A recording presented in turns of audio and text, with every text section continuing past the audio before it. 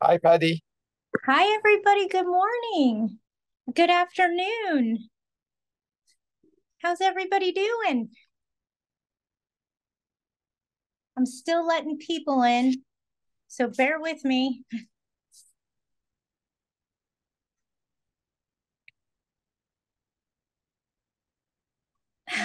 You guys are sweet. Thank you. You know what this is? This is wash and go. This is Patty's all natural curly mess of a hair. We're calling it beach hair today. That's what we're doing. Patty has beach hair. Very casual, very summery. I know we're getting out of the summer. Not where I'm at though. It's still hot. All right. I know. Oh, thank you. You guys are so sweet. You guys are sweet. Thank you. I appreciate you. I'm done losing weight for now. Trying to level off. I feel good, so that's a good thing. Um, and I'm having to buy all new clothes, which sucks really bad. But I don't like clothes shopping. I'm not that girl. I'd rather go shopping for fishing gear than clothing, okay? So, with that said, thank you. I appreciate all of you. It's not really a diet, it's more like a lifestyle change. I've cut out carbs. No rice, no bread, no crackers. So, I'm mostly eating protein. All right, enough about me. Let's get into your guys' questions, problems, and concerns. But I appreciate all of you and thank you for noticing my weight loss. Will do, Andrea. I actually have an update for you and I'll call you this evening or tomorrow on my way into the office. Okay? All right. Anybody have anything that they want to talk about? I'm getting a lot of things um, regarding Senate Bill 538 or something, the repeal of Costa-Hawkins. You guys slow down, okay? You guys are all paranoid about an assembly bill that they're still working out the details. It's not up for vote. It didn't pass yet. Breathe, okay? Breathe. I can't have you guys getting upset about things that may happen or being very concerned about things that may happen. There's one thing that you need to understand. Usually when they pass a bill like that and they start talking about it, when the bill is enacted, they will make it retroactive and go backwards. So anything you try to do right now to prepare for that bill coming, there's probably something in that bill that says, It's kind of like LA County when they said no rent increases, and we kind of did them anyway. And they said, okay, now you have to register your units, and you couldn't have done any rent increases. So then you had to reverse them. Please don't get caught up in legislation that hasn't passed. It's a great way for you to spin your wheels, stress yourself out, cause high anxiety over something that may or may not become law. Okay?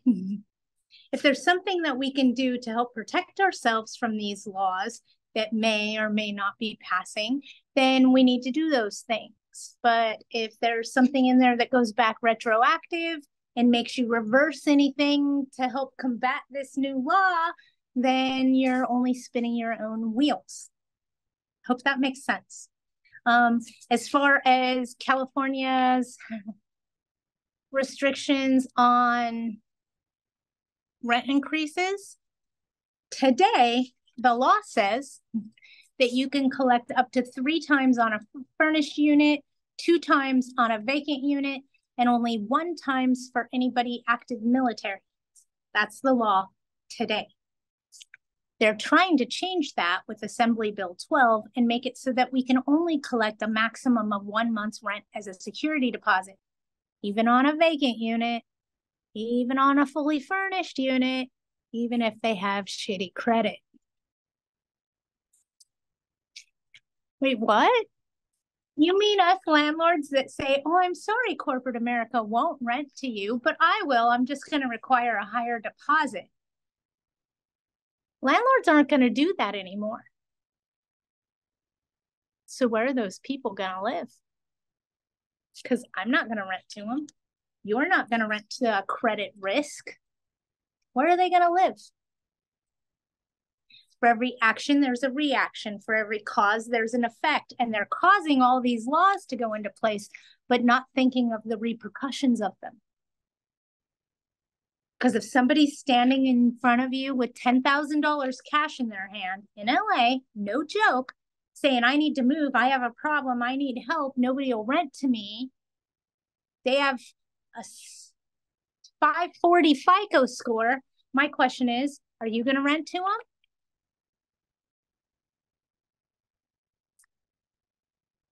How many people here would rent to somebody that had a 540 FICO score, $10,000 cash, and said, help me, I need help in LA? Not Pick me. a city, I don't care which one. No. No. Not me. Where are these people going to live? They don't want to contribute to the housing crisis with the homelessness population. We're not in a housing crisis. We're in a homelessness crisis. And they don't want to contribute to the homelessness, but they don't understand by tying our hands, it's exactly what they're doing. I mean, we all agree we're not going to rent to them. Corporate America isn't going to rent to them. They don't meet their criteria. Where are these people going to go? What's going to happen in the event, and I use the words in the event, that we have another market crash in the housing market and real estate tanks like it did in 2007, 2008? What happens if that happens, okay? And now we have a bunch of owners that are looking to rent because they just got foreclosed on because they couldn't keep up with the mortgage payments. I got a lot of tenants in 2007, 2008 for that reason. Good paying tenants because they were homeowners. They just lost their house to foreclosure. Are we going to rent to them? Because you know they're going to have bad credit. They're going to be foreclosed on. This new law, if it passes, it's Assembly Bill 12. It is going to throw a monkey wrench in the housing market in general. Mark my words. Mark my words. In a perfect world with a perfect tenant, a lot of times I just take a $500 security deposit. If they have a 750 FICO score or higher, I usually take a $500 deposit. And 9 times out of 10, I refund the entire $500 when they vacate. It's a different demographic renting the properties when it's coming from that direction. But as far as taking bad credit, are we going to do that? No. Are we going to risk ourselves? Are we going to put ourselves at risk? I mean, I don't know how many of you have done an eviction in LA County since COVID happened. But it's not fun. It's quite challenging. And yeah, it can be a drain on your mental focus. There's the words I wanted, because it's mentally draining when you're dealing with that. You're financially hurting, you're physically frustrated, and it's mentally draining. So none of us want to have to do an eviction. We want to avoid them. No joke. And that thing of, oh, I'll just evict you isn't so casual anymore with these changes in place and how much it costs for us to do an eviction. And then when you throw in the recourse that we don't have anymore, it makes it extremely frustrating. Right? All right, so we talked about Assembly Bill 12. Okay, and here comes the questions. I love you guys. One of my sisters wants to know if you guys are having trouble serving ex-tenants. So please let us know. Hey, Patty. Hi, Val. I had a fire at the house next door to my duplex in Kern. Totally neighbor's fault, but burnt down the common fence and some damage to at least one unit. with a little old 90-year-old lady in it. It's hard not to do anything and wait for the neighbor's insurance to figure out what they will pay. Our tenant says it's okay to live in. We spoke to the owner and his property is a rental. So much garbage, tires, junk up against the fence. I'll try to be patient, not my strong suit. I was just about to raise their rent, but I'll hold off for a bit. Val, you want to make this easier on you? I know the answer is yes. Patty, what do I do? Contact your insurance company and file a claim against the damage done. And then your insurance company is going to immediately go after their insurance. Understand? Don't sit around and wait for somebody else's insurance. Call your own insurance company, tell them what happened, and let them go to bat for you. Because they don't want to pay your expenses for those repairs, right? And this is an inconvenience. So you're going to want to make sure that you're crediting your tenant an inconvenience fee. But you need to attack. Call your insurance company, tell them what happened, and tell them they need to call their insurance company and tell them to light a fire under their rear end. Arlene, I don't know what you're asking. You don't charge a cleaning fee. So reiterate that for me or give me a little bit more information on what that's about. Patty, you said that if you only take a $500 security deposit on a good credit. FICO, if they have a 750 FICO, I'll take a $500 security deposit. Right, but when they leave, don't you charge them to have the unit cleaned? If they leave it clean, I don't. If they leave it clean, I don't charge them anything. Okay. If they didn't clean it, then I'm going to clean it and deduct that from the $500. But for the most part, when you're dealing with a client that has a good FICO score like that, they don't want to mess it up. So they usually have the unit professionally cleaned, the carpet's professionally cleaned, and you end up giving everything back.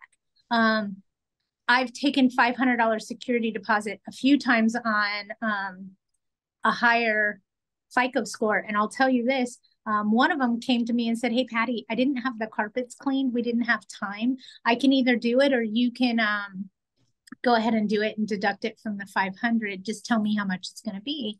So I called her and I said, well, my carpet guy can do the whole house for $127, I think it was. And she's all, oh my God, that's the best deal ever. I'm like, yeah, it's because we're a corporation. They get a big block with us. So I have no problem giving you my discount. Great tenant, would rent to them and again in a heartbeat. But she said $125, no problem. So I deducted that from her $500 deposit and we were both happy. And those are the best relationships when everything is both happy. When both parties are happy, everybody's winning, okay? Keeping that balance right, a little more challenging. All right, what else do we got, you guys? Pick my brain. Get in there. Get the answers you want. Nobody? We have no detrimental questions? Yes, Patty, can you hear me? I can, Michael. How are you today? I'm doing fine, and you?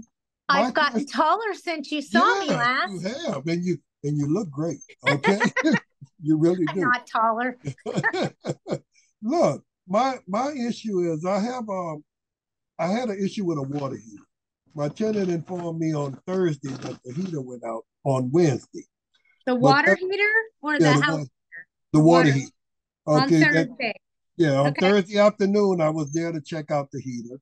After I went through the procedures, I found out that it was certain parts had to be replaced. So I called. Was this a thermocoupler or the heating element?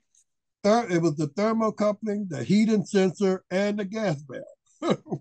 At least you guys all know now that Patty knows water heaters. Yes. Water heaters and toilets are my specialty. Okay, so I ordered it from Ream and I rushed it. So supposedly a rush delivery. It was scheduled to come Saturday. It didn't show up till Monday.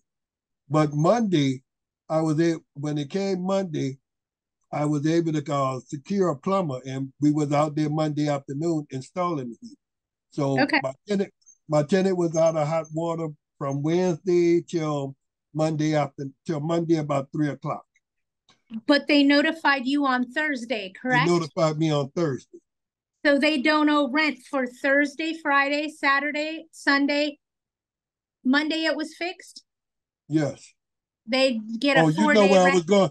you know where I was going with it. But they get a 4-day rent credit, sir. Okay, but why the whole amount? Because I mean, they still had access to a portion of the property.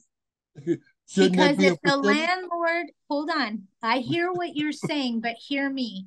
If the landlord fails to provide a habitable dwelling and doesn't credit the tenant the full rent, the tenant can sue. Okay. I knew if I said it that way, you'd understand. So if they're still in possession and they have a habitability issue, they don't owe rent until the habitability issue is corrected, even if they stay in the premises. Even though I'm expediting as fast as possible. Doesn't matter. Avoid the lawsuit and credit them 4 days of rent. It's not worth the fight. Pick and choose your battle. Okay. This isn't one of them. But look at it this way. How much is their rent? Their rent is $21.44. So if you take $21.44 and divide that by 30, you'll get the daily amount. All right. It comes to about what, $71 and change, I believe. So $71 and change is a small price to pay to avoid a lawsuit. Yes. Okay. And now that I said it that way, you'll have no problem. Yeah, I have no problem. To credit the money. Understood. Okay.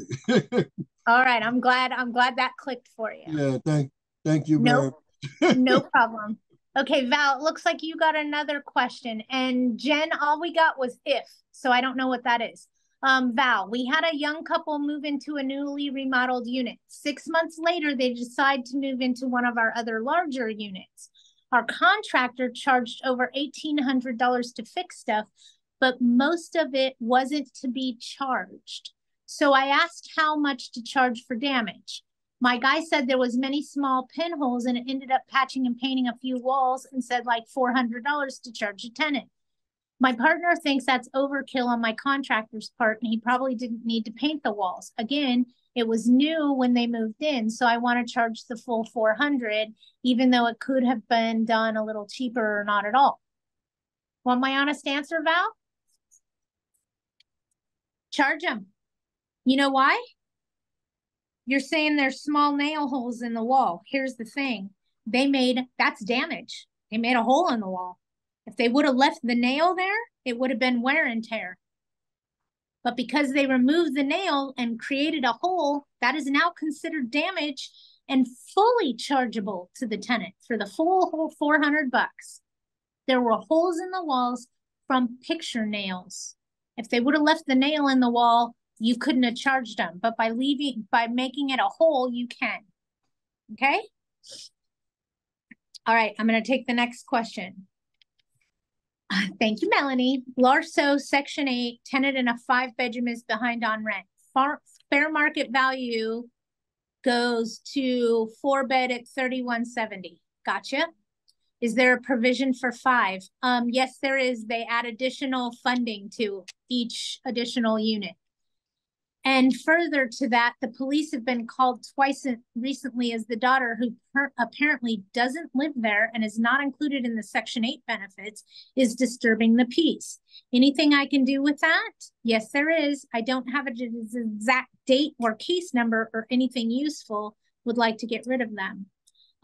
Their daughter keeps showing up on the property and is disrupting the right to quiet enjoyment for neighboring residents. So I would serve a cure or quit for the disruption of right to quiet enjoyment.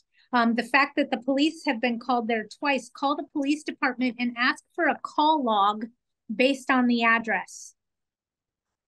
That way you know what they were called out there for. And then you can determine if it's a nuisance from there and go forward. Okay? I have another quick question for you, Patty. Yes, this one's $1. This one's $1? Okay. It may cost me a little bit more. I have to do an eviction in Visalia, California, which is Tulare County. I know you guys don't service that area, unfortunately. I need help. Okay. Here's the thing, and this is what I learned a long time ago, okay? Yes. Don't practice property management outside of the scope of your attorney. If your attorney only does evictions in Riverside County, don't manage outside of Riverside County or find yourself a new attorney. And the reason I say that is everybody knows fast evictions covers the 7 most southern counties in California. Right. So once you go above that, we don't know what the rules are there. We have to look them up. It takes a lot of research. That's why we don't play with it. We also don't have process servers that can easily help serve notices in that area. And we don't have attorneys in-house that would cover that area. We'd have to hire an appearance attorney. And because we don't know the rules and regulations of your county or that city, it's just easier for us to say, I'm sorry, we're not going to take that. Yeah. But I wasn't joking. I know, but y'all already told me that. But I was asking whether or not you know of an attorney in that area. Nope. No. I don't. I'm sorry. I'm looking online, but I'm not finding anything what I consider credible. I mean, it's not like okay. You know what? You know what I would do? You know what I would do in your position is I would call the local apartment association for that area and ask for their recommendations. Thank you. See? Thank you, Patty. That's what I would do is call the local apartment association for that area and ask them for recommendations because they're going to know. Okay. Yes. Yes. Thank you. No problem. Anybody have anything else?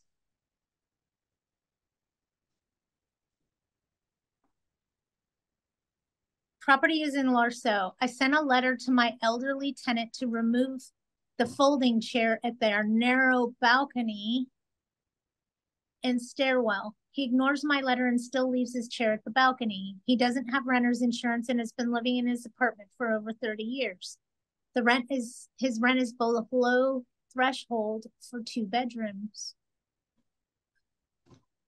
Serve him another notice to remove the chair, or it will be done for him. He has 30 days. After 30 days, if he doesn't remove the chair, you go remove it for him. Okay? 30 days. Patty, disregard my message. I sent that by accident. No problem. I can do that. Okay. Yeah, we've already spoke about for the 30 days. What kind of notice would you serve somebody like that when they have items? No. I'm not serving them a notice. I'm giving them a letter telling them that they cannot store their chair in the balcony. It's causing is it on his balcony? Is it an area that people could walk through or no? Where'd you go?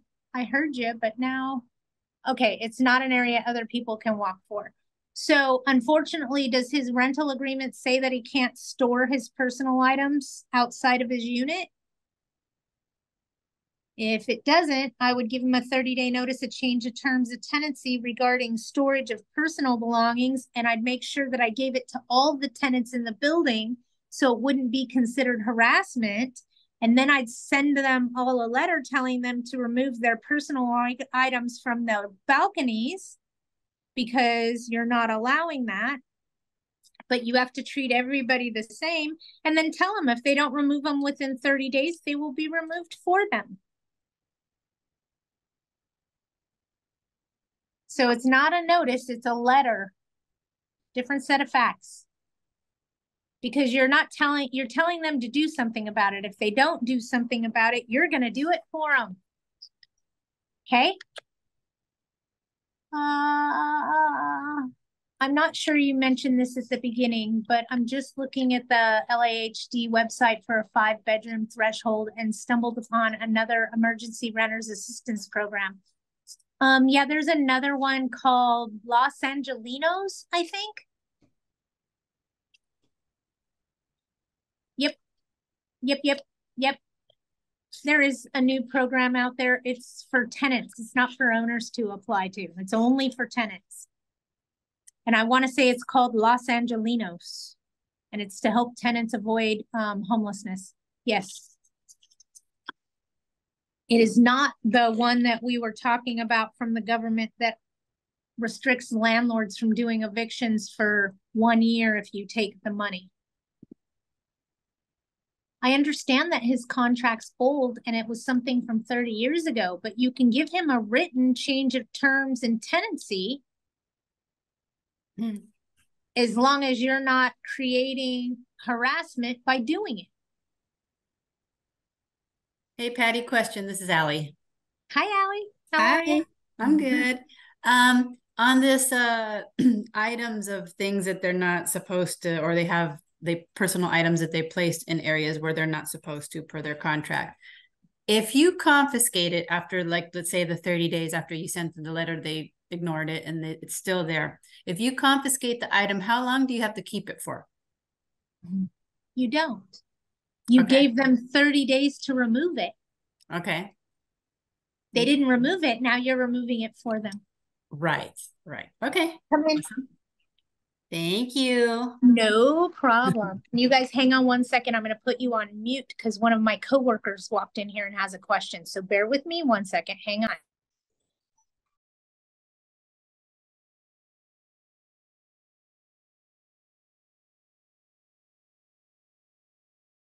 Thank you. I'm sorry, I'm back. I am multitasking, you guys. I do get asked questions while I'm in the middle of a webinar from my own staff, and that's okay.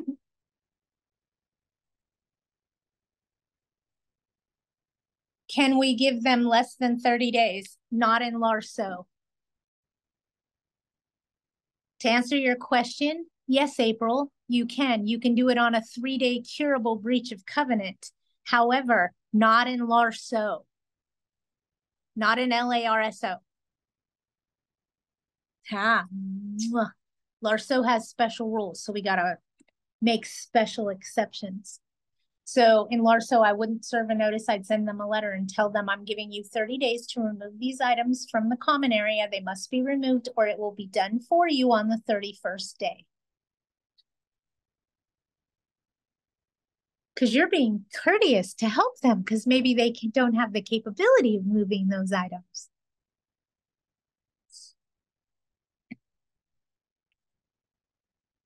I saw it. Here it comes. Okay. Yep. You got it, April. You're on it. Larso, owner never got a tenant lease upon purchase foreclosure, and now tenants asking for a new dishwasher to be provided.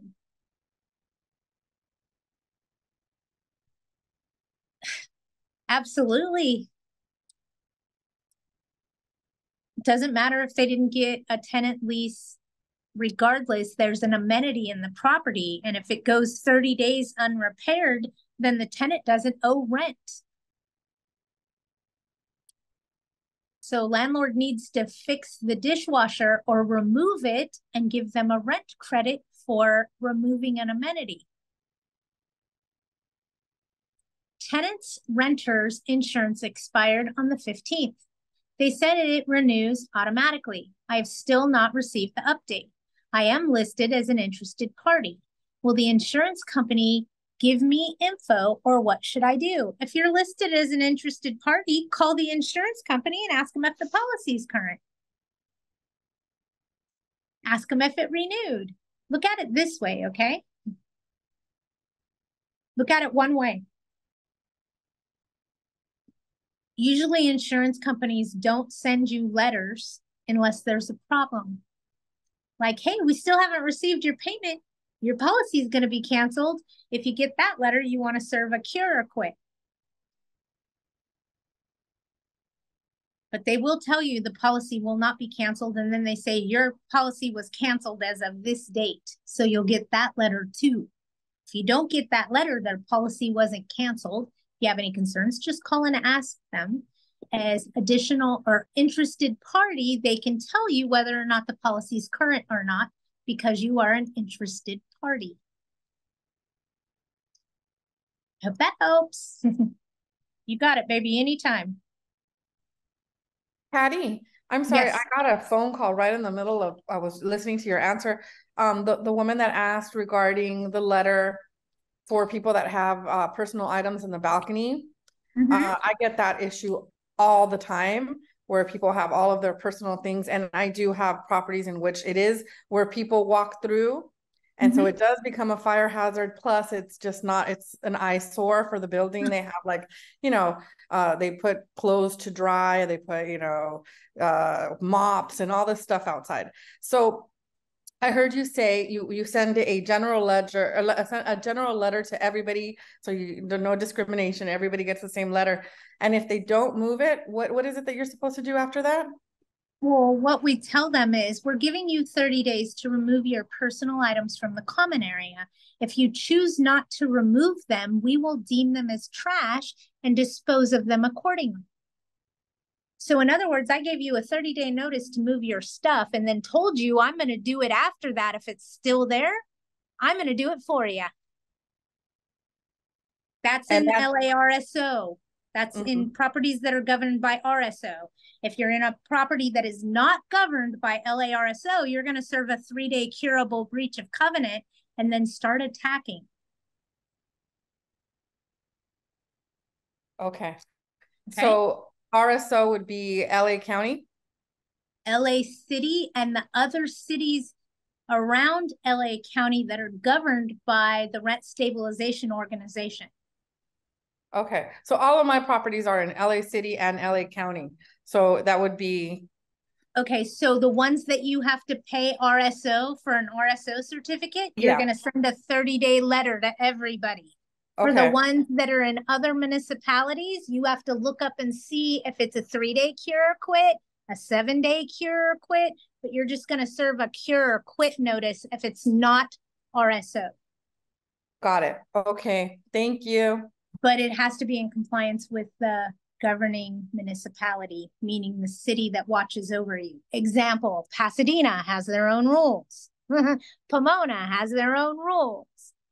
Baldwin Park has their own rules. There's like 11 different cities now that have their own B&B. I call it bureaucracy and bullshit. It's B&B, not Airbnb, just B&B. B&B, okay. Bureaucracy and bullshit. Long Beach has their own rules. They have their own relocation fees. So there's probably 14 cities now within LA County that are full of B&B, if you will. Long Beach, Inglewood, Pasadena, Pomona, Baldwin Park, Culver City. I can't remember all of them. It's a growing list. So that's what I mean of check the municipality, because if the city that governs you, as an example, and I'm going to make up a city name so that I'm not quoting anything, if the city of blah, blah, blah, don't ask me how to spell that. If the city of blah, blah, blah doesn't have any restrictions in the county of LA and they don't have any words, any laws in their particular city in regards to this, then you would follow the state law, which is a 3-day curable breach of covenant. If you're in the city of blah, blah, blah, and they say that you have to give a 7-day curable or give the tenant 7 days to cure, then it's not a 3-day cure or quit. It's a 7-day cure or quit. Yeah, not fun. Arlene had a great question about this as well in the chat. She asked, like, for larger items, like for instance, I do have a tenant now that has a sofa, a love seat on the balcony. You can barely walk in through the front door. So if he doesn't remove it and we remove it for him, do we charge? Not in Larso, but anywhere else you can. City of LA, we do it, we pay for it. Got it. I don't mean to be an ass, but you know how bad the city of LA is with putting additional expenses on a tenant. So you know it's not going to fly. 100%, yeah. But anywhere else, do it and charge it to them. Just not Larso. If you are governed by the Rent Stabilization Organization, don't do it. Don't charge them for it. In San Bernardino County, charge them for it all day long. Riverside County, all day long. Orange County, all day long. San Diego, we'll talk about it because the city of San Diego is turning into the city of Los Angeles. Very quickly, I might add. Chula Vista has implemented their own version of rent control. and is acting like one of the municipalities in LA County. We're starting to see more rent control come into Orange County areas. The tenant protection ordinance was passed in San Diego. And it kind of mimics the city of Pasadena's B&B, just B&B. It stands for bureaucracy and bullshit. So that's what I mean by B&B. I'm not saying Airbnb, I'm saying B&B. And J Tour, B&B means bureaucracy and bullshit. Got it? In Larso, are you saying that we can't file for eviction for personal property? We can just dispose of the property ourselves? I wouldn't file an eviction for them not removing their personal property. Because when you get into court, the judge is going to ask, well, did they do it now? I mean, it's LA. Come on, you guys. Did they ever correct the matter? Oh, look, they corrected it. It took them 4 months, but it's corrected now. Case dismissed. So I'm going to tell you, talk to your legal counsel and understand what you're going up against, because I don't know the idiosyncrasies of your particular case. Every one of them is different. So it depends on what you have going on. Just for the normal part, we don't want to do evictions in Larso because it's too risky with the relocation fees. Okay, if you get into an eviction in Larso and they say, okay, but the tenants corrected it, and they say, well, they didn't do it timely, I still want them out. Okay, but if you want them out and it's corrected now, you can pay them the $23,490.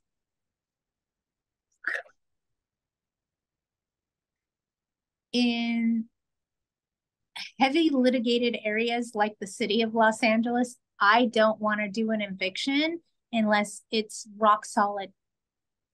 I don't want to go play in the, maybe it's a risk, it's a 50-50 shot. I don't want to touch that. The odds are too risky for me. I want a 75-25.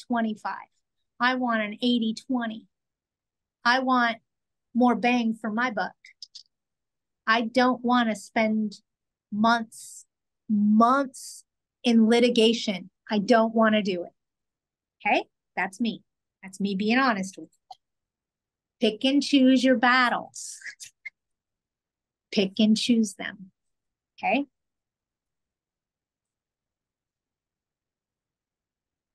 Yes, I can do that. No problem. No problem, sisters. I got you. We'll stay on and I'll tell you what's going on. Okay? All right. Does anybody else have anything else that they want to talk about? See above. Thank you, Val. In other words, I missed something.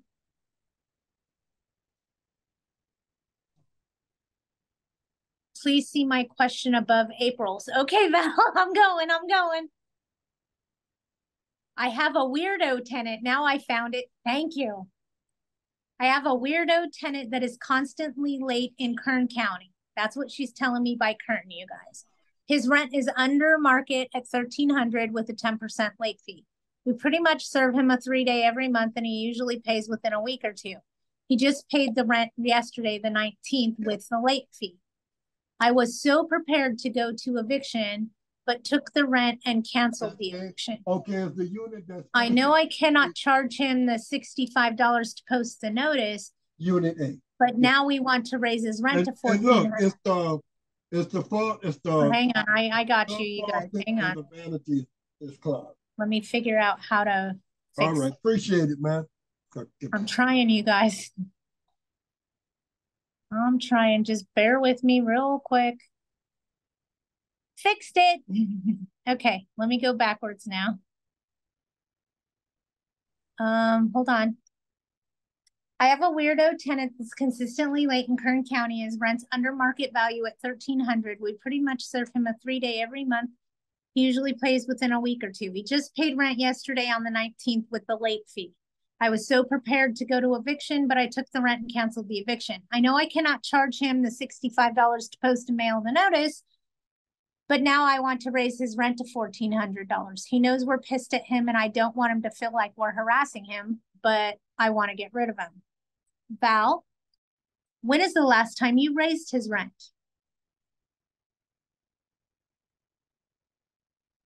And if you say never, then I'm going to ask you, when did he move in? Then raise his rent, do a rent increase. An annual rent increase isn't you doing anything that you shouldn't be. Just raise his rent. He may say that it's retaliatory. Tell him, no, you haven't had a rent increase this year. I'm sorry you feel retaliated against, but we're raising your rent. Why would we be retaliating? You paid your rent and the late fee. It's the cost of doing business. So raise it. Do the increase. Okay, Val? Now I got to scroll back down. Okay. Do the rent increase. We get a rent increase annually, so do it. If rent is under fair market value and the tenant is late, can you send them a 3-day notice this month or wait till the beginning of next month to see if they pay? Jen, are you talking about fair market value rent in LA, in the city of Los Angeles? You have to wait until they're over fair market value before you can serve them a 3-day. So you cannot serve a 3-day notice to pay rent or quit until they're behind at least market value. Example, okay? If you have a 2-bedroom unit in LA, market value is $2,222. How do I know that? Because I picked one number to remember out of market value rent, okay? If your rent is $2,100, can you serve a 3-day this month? You have to wait till next month, okay? They have to be over that threshold before you serve the notice. Got it? I hope that helped.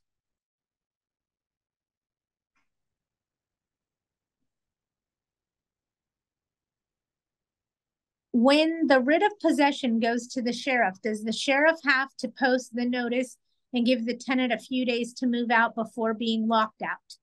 Yes, they do, Jay. When the writ of possession goes to the sheriff, the first thing they do is go post a 5-day GTFO notice on the property. Depending on the city and the county of where that sheriff's doing that, it depends on how backed up they are. Some people, it takes them a week to do it. Some people 2 weeks. Some people, it takes a month before the sheriff serves that 5-day GTFO notice. Okay, but the sheriff has to post that notice. It's the sheriff that has that notice, not any of your legal counsel.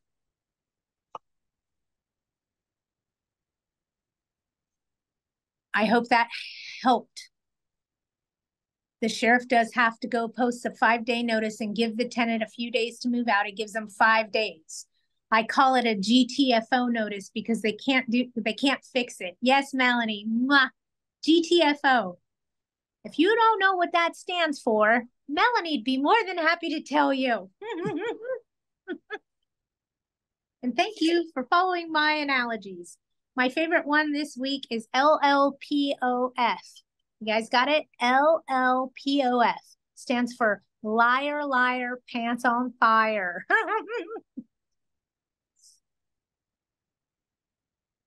You have a GTFO coming up. You can't wait. Good job.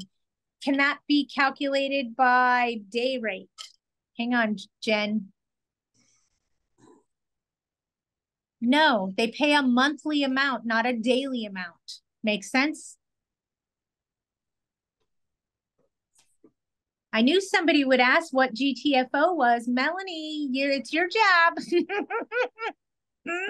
Is there any rent control restrictions in LA commercial properties? Not at this time that I'm aware of. There are no protections for commercial tenants or industrial tenants at this time in any county in the 7 most Southern California counties. Thank you for explaining GTFO. Mariah has a song, GTFO. I love you guys. You crack me up. All right. Does anybody else have anything? I do have a question, Patty.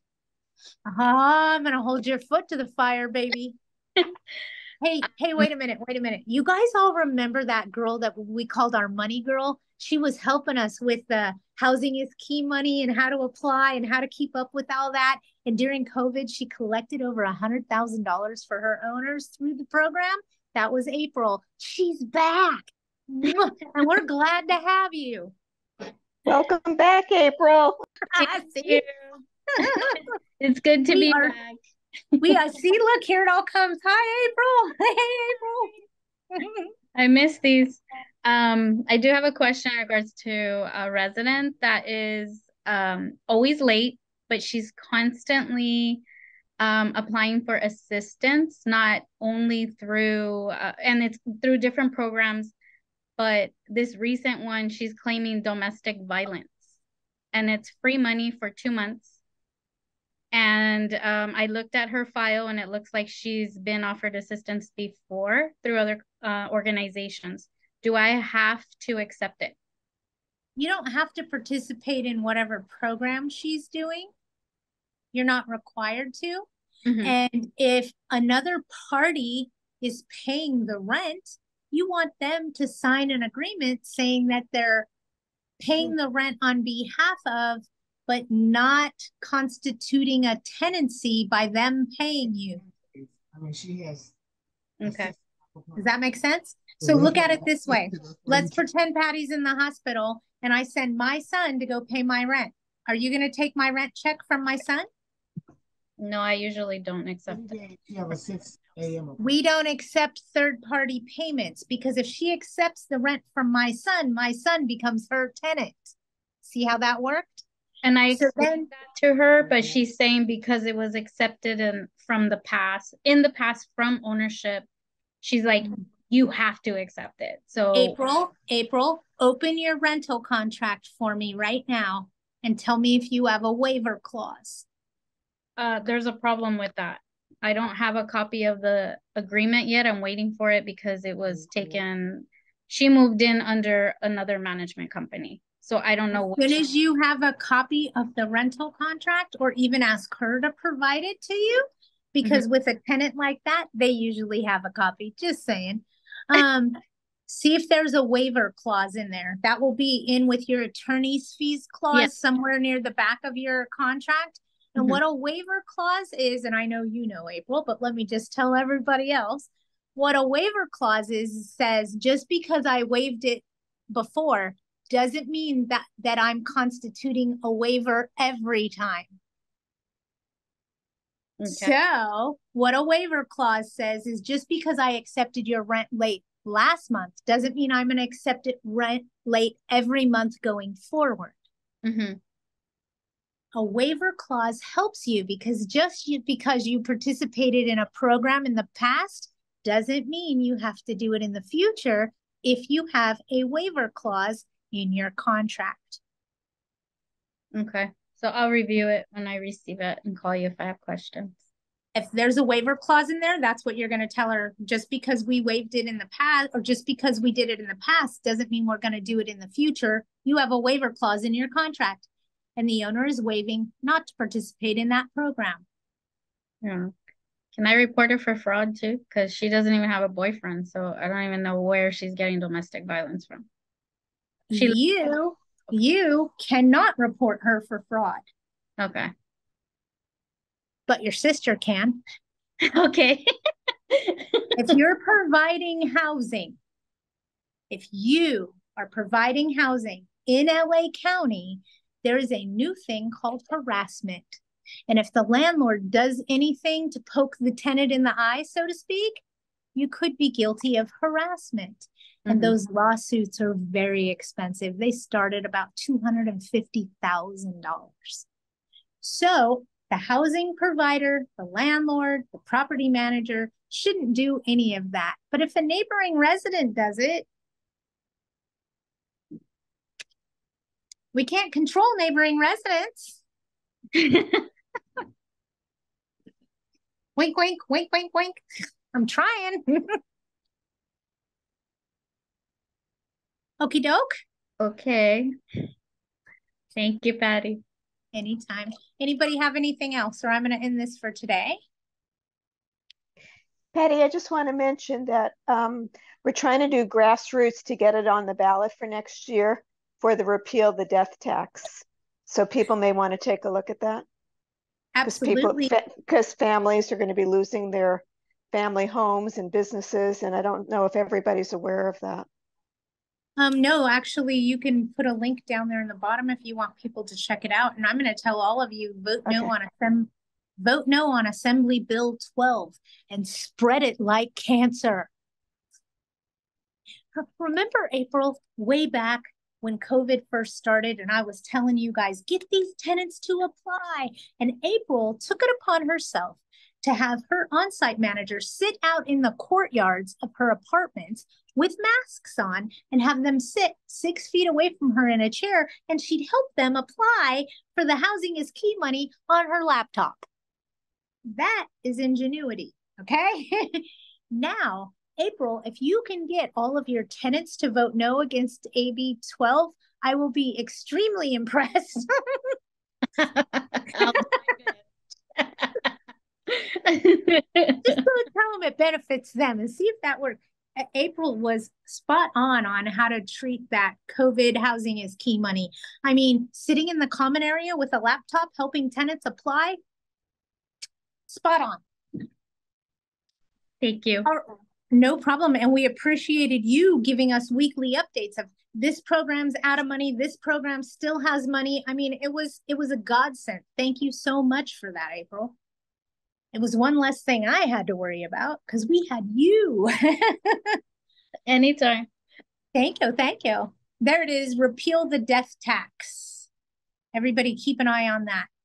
What if I sent the weirdo tenant a rent increase via certified mail and he doesn't open it? I believe Kern allows to mail the increase if sent a week earlier.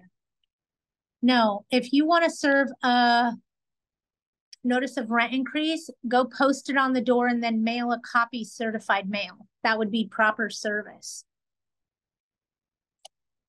Okay. Post and mail. And because it's a rent increase, do it certified. If you're increasing rent or terminating tenancy, I always send the notice certified. Other than that, I don't spend the money. Don't waste the money. Because it doesn't matter. 3-day notice, pay rent or quit. You got to mail a copy, just put a stamp on it and throw it in the mailbox. It's all that's required by law. So when you go through all that trouble with all that certification and all that, none of that matters. Relax. Post, mail, fill out the proof of service. Take a picture.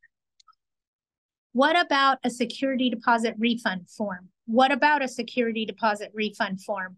What about them, Melanie? Talk to me, baby. Sorry, certified. What about a are you talking about a security deposit refund form? Do I send that certified mail? No. Snail mail. You know why?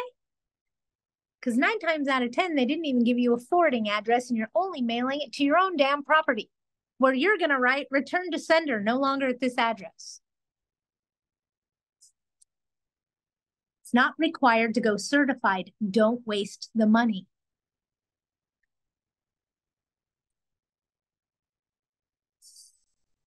Save every dollar you can, man. Postage, if you're running a property management company, postage is a huge expense because you're mailing 3-day notices, you're mailing statements to owners, you're mailing checks to owners. Postage is a huge expense in a property management company. So just stick a regular stamp on it when you can. And my rule is termination of tenancy and rent increases go certified, nothing else, unless the attorney suggests or recommends it. But I don't send out my dispos, sorry, property management slang there. Disposition of security deposit. I don't send those out certified.